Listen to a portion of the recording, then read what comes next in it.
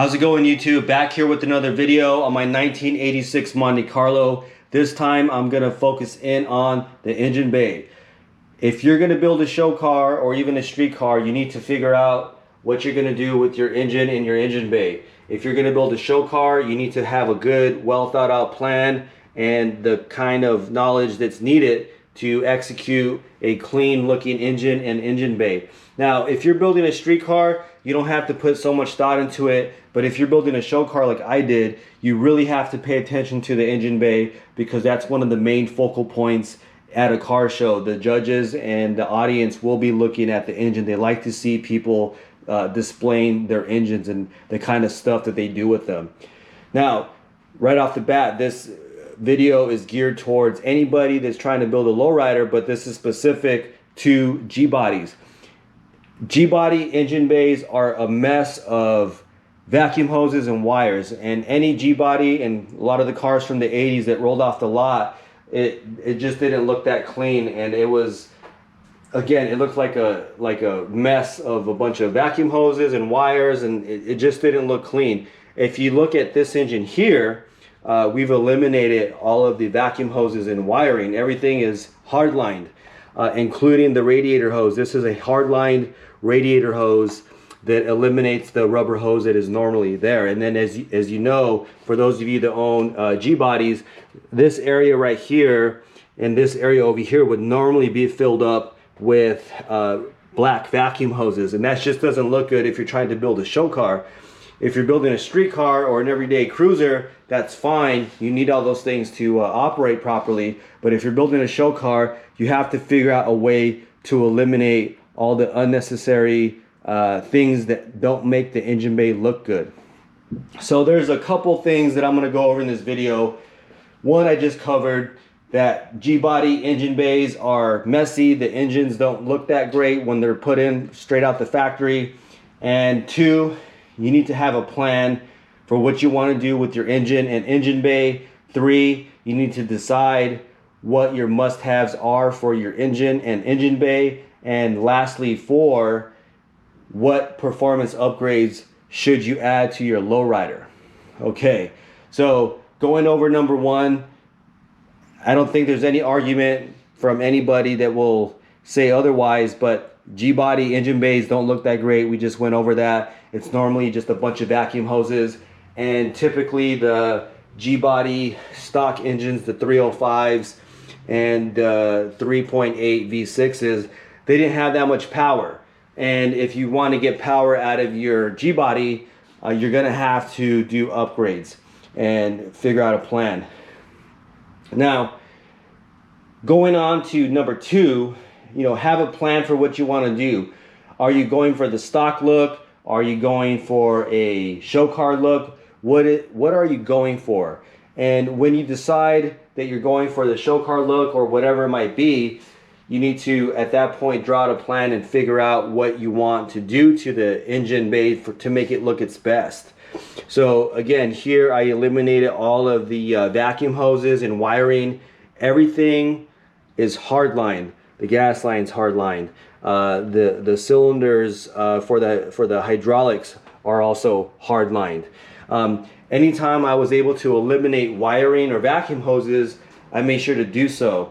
And in doing that, I was able to have an engine that looks very clean. And to be quite honest, most people that see this engine bay compliment me on the execution of it, because most of the time the G-body setups don't look all that great. There are some great looking G-body engine bays. I'm not saying mine is the best, but it's very difficult to get an engine bay to look this clean for a G-body. This looks more like an Impala setup if you look at it. There's not very many hoses. It looks very clean, and a lot of Impalas look like that too. It's just like the engine sitting in the middle with very few hoses. And now you have to look at, again, what you want to do. And in my case, I put some custom valve covers that were engraved breather caps, and then I had the ribs on the valve covers painted the same color as the car. And then I had a pinstriper whose name is Mike Lamberson. He did the pinstriping on my valve covers for a little bit of extra detail. So everything on this car in terms of this engine bay was well thought out. We had a plan. I knew what I wanted it to look like, and then we made sure to execute that plan as best as we could. With that said, what you want to do is decide what your must-haves are going to be for your engine. Do you need to have your AC? Do you live in an area like Phoenix where it's really hot, or in a place like Texas where it's hot and humid? Or are you up north and it's snowing where you live? Sometimes, like if you live in Michigan, right, it might get very cold. Do you need your heater? Do you need your AC? Is that a must-have? And if it is, then you might want to reconsider building a show car type engine bay, because you will likely have to remove those things, at least on the G body. If you keep it a non-LS engine, you might have to remove those things in order for it to look its best. So you have to think about what are your must-haves based on how you're going to be using the car, and keep that in mind as you build your car. Are you really going to build a show car, or is it an everyday cruiser, or is it a Sunday driver? You need to ask yourself that question and plan for your particular situation.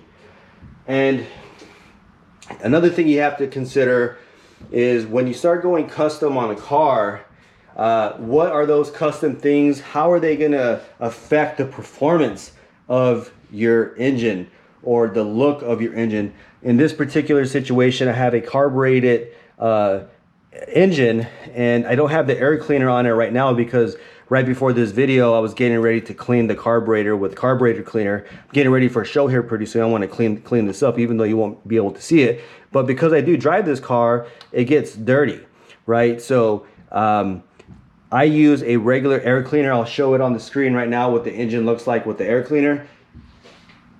As you can see, it's just a regular everyday air cleaner. It didn't cost a lot of money, but I like the way the air cleaner looks because the air cleaner filter material is very similar to the color of my car, and I just like that old school look. Some people have air cleaners that are custom made and cost a lot of money, and they can interfere with stuff like hood clearance, like the hood could actually not close properly if it sits too high. There's all kinds of things to consider when you're talking about your air cleaner. So consider that also, like what is it that you're gonna put for your air cleaner? You're gonna keep it more stock looking, or you're gonna go radical custom and make some crazy design. There are some air cleaners I see that look like amazing, but there's a lot of custom work involved in those. But if you have an LS engine, you're not gonna worry about the carburetor standing up so high because an LS engine isn't carbureted. So, and when you have an LS, you have different considerations to worry about in terms of making the engine bay look good.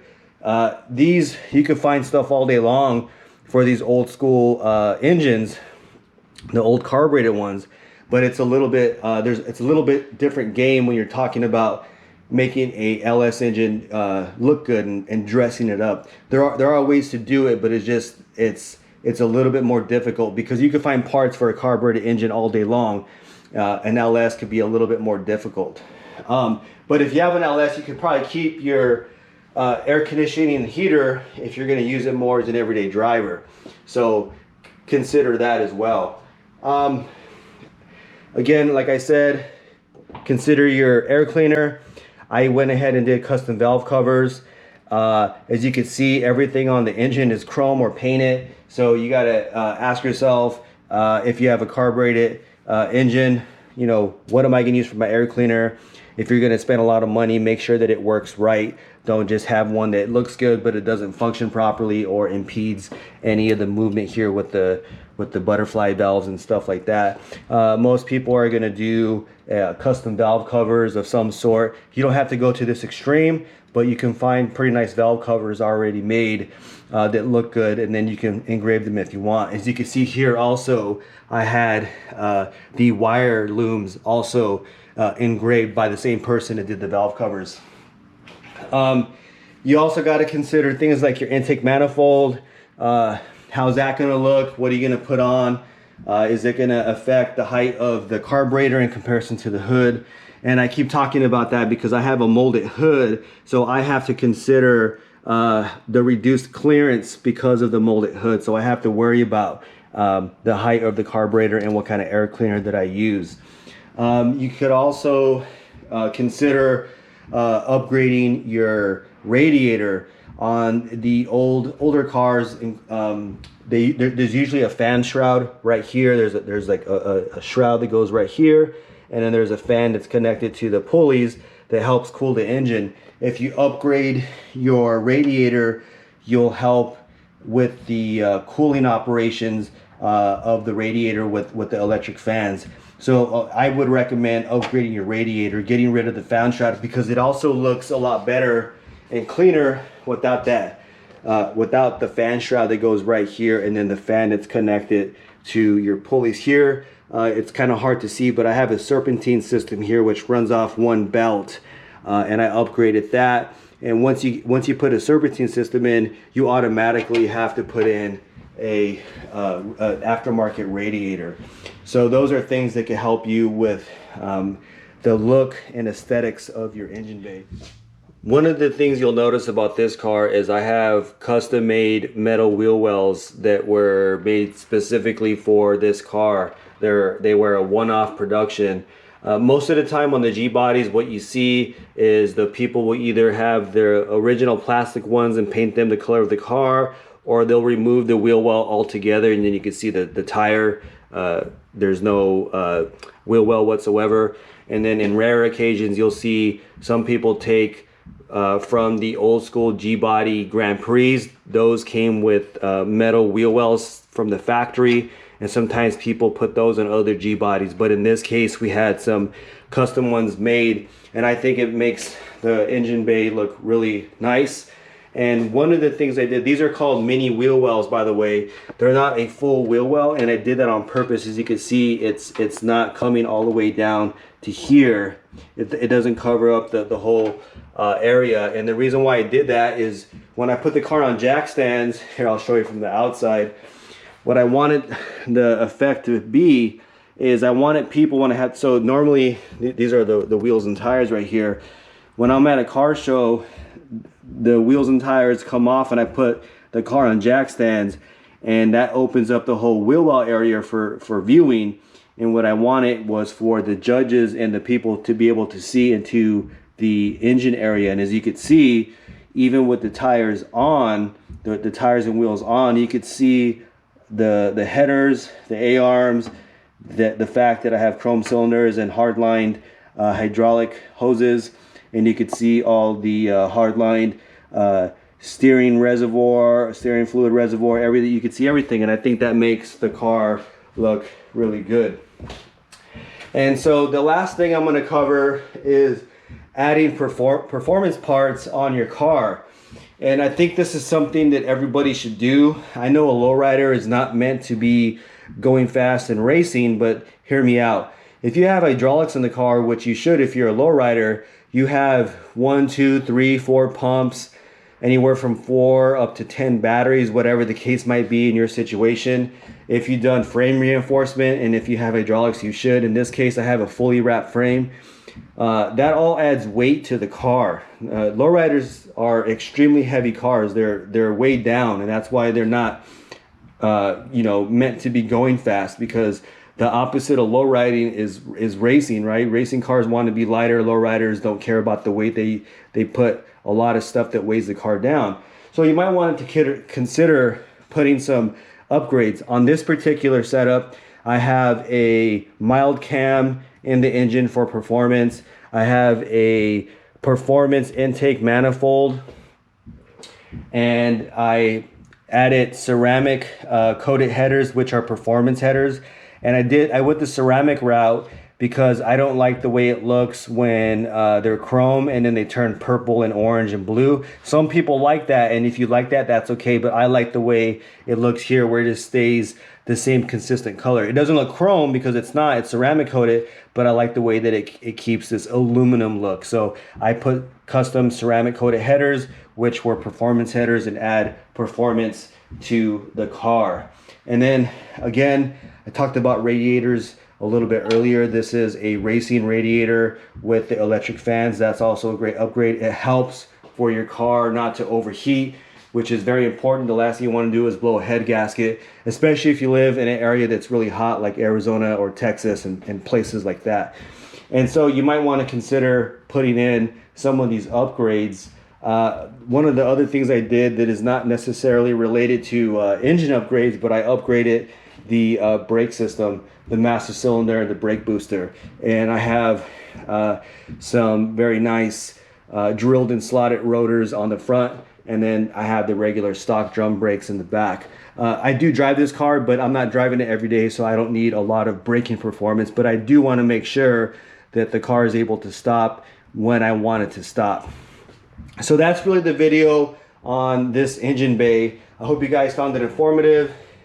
If you guys have any questions about my engine, I know I didn't cover everything. There's a lot to talk about, but you know, I'm doing these videos just off the cuff. I'm not really sitting here and drawing out a whole plan to talk about specific parts, because I have no idea what you guys want to know about. These are just general videos.